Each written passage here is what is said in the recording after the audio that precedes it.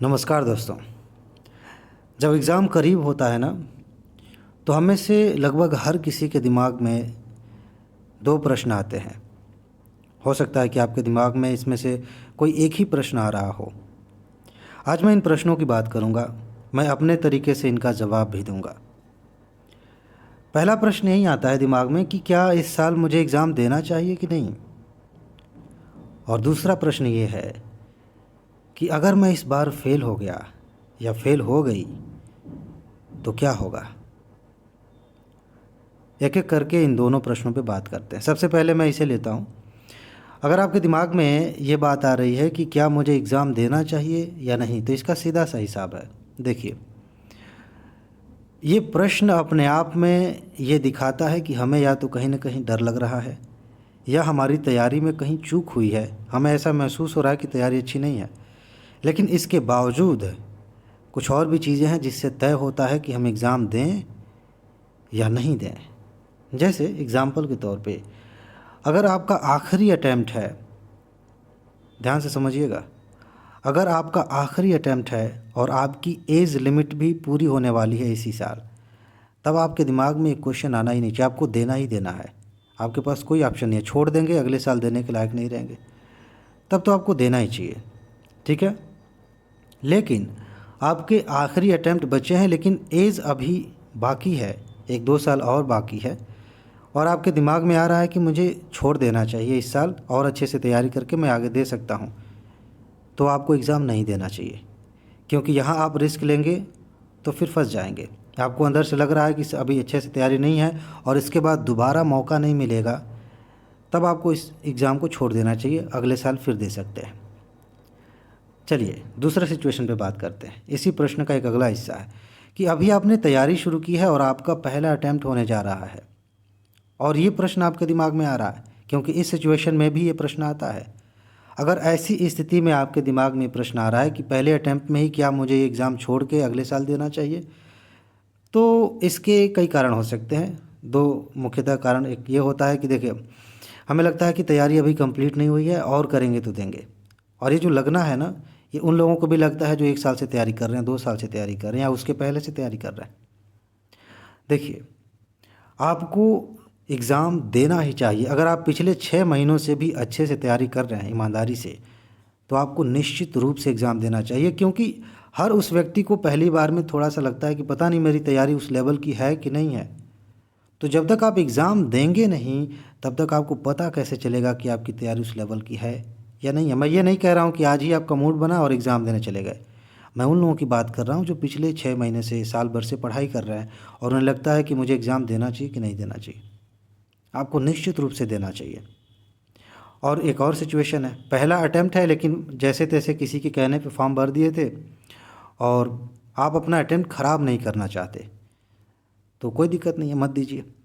लेकिन आप चेक करना चाहते हैं कि चलो देख लें कि पैटर्न कैसा है, आपके पास कई सारे अटैम्प्ट हैं, कोई दिक्कत नहीं है, आप एग्ज़ाम दे सकते हैं। इसमें कोई डाउट नहीं होना चाहिए। मेरे ख्याल से ये बात क्लियर हो गई। लेकिन इससे भी गंभीर क्वेश्चन जो ऑलमोस्ट हर किसी के दिमाग में आता है, चाहे आप फर्स्ट अटैम्प्ट दे रहे हों चाहे आखिरी अटैम्प्ट दे रहे हों, सवाल ये है कि अगर इस बार नहीं हुआ तो क्या होगा। और ये कोई छोटा मोटा सवाल नहीं है। हम में से बहुत सारे दोस्तों ने किसी न किसी से वादे किए हैं, बड़े बड़े सपने हैं कि ये हो जाएगा तो हम ये करेंगे, उसके बाद से ये करेंगे, बहुत कुछ है। और उसी जितना बड़ा सपना है उतना बड़ा डर लगने लगता है कि हमने किसी से वादा किया है कि हम मिलेंगे। ये कोई ऐसा नहीं है, कोई फिल्मी बात नहीं है, रियल लाइफ में ऐसा होता है। हमने अपने माँ बाप से ही वादा किया है कि हम आईएएस बन के घर आएंगे, पीसीएस बन के घर आएंगे। ये चीज़ें कभी कभी परेशान करती हैं, और ख़ास तौर से एग्ज़ाम के टाइम पे जब ये दिमाग में क्वेश्चन आए ना, तो और ज़्यादा परेशान करता है। इसका उपाय क्या है? बहुत ही सीधा सा उपाय है। एक जोक मैंने सुना था, आप मेरे ख्याल से आप में से भी कई लोगों ने सुना होगा। एकदम रिलेट तो नहीं होता, लेकिन आप समझ जाएंगे कि मैं क्या कहना चाह रहा हूँ। एक आदमी जो है हवा में उछाल के कुछ खा रहा था, तो दूसरे वाले ने, किसी ने पूछा कि भाई क्या खा रहे हो, तो कहा कि मैं चने खा रहा हूँ। तो उसने कहा कि चने तो दिख नहीं रहे। तो कह रहा कि मैं ऐसे ही कल्पना करके खा रहा हूँ। तो उसने उसे एक थप्पड़ मारा और कहा कि जब तुम खा ही रहे हो, कल्पना करके ही खाना है, तो बादाम खाओ, काजू खाओ, चने क्यों खा रहे हो। आप समझ पा रहे हैं मैं क्या कह रहा हूँ? जब सोचना ही है तो आप ये सोचिए कि एग्ज़ाम क्वालिफाई करने के बाद क्या होगा। ये चीज़ आपके हाथ में नहीं है। क्या आपके हाथ में नहीं है? ध्यान से समझिए। एग्ज़ाम देना आपके हाथ में है, अपना बेस्ट देना आपके हाथ में है, लेकिन इस मामले में सोचना कि होगा कि नहीं होना ये आपका काम नहीं है।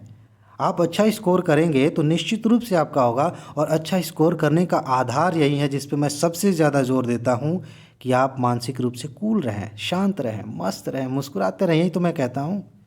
उसके लिए सबसे बेस्ट टूल हो सकता है कि आप ये सोचें कि हो जाएगा तो क्या होगा। आपका दिमाग कहेगा कि तैयारी कम है, आप कहें कोई बात नहीं।